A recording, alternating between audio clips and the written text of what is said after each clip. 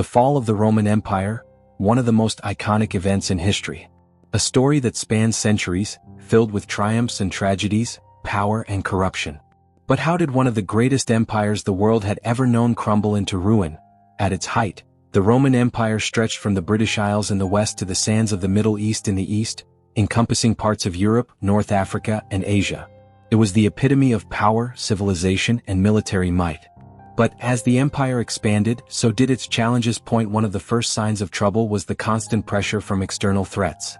For centuries, the Roman army had defended its borders with unmatched skill. But by the 3rd century AD, the empire faced relentless attacks from barbarian groups, like the Goths, Vandals, and Huns, on all sides. The Roman legions, once a formidable force, struggled to maintain control over such a vast empire. The borders became porous, and the once invincible Roman military began to falter. Yet, it wasn't just the threat of invasion that weakened Rome. Political instability ran rampant.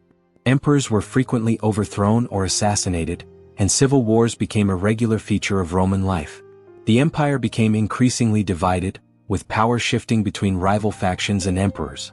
Corruption and inefficiency plagued the Roman Senate, leaving the empire in disarray. Those who ruled often focused more on their own power and wealth than on the welfare of the empire itself. Economic decline also contributed to Rome's collapse. Heavy taxation, inflation, and a reliance on slave labor drained the resources of the empire. The once thriving cities of Rome and other key centers began to deteriorate. Meanwhile, trade and agricultural production faltered, and the wealth of the empire slowly disappeared. By the late 4th century AD, the Roman Empire was divided into two parts: the Western Roman Empire and the Eastern Roman Empire, later known as the Byzantine Empire.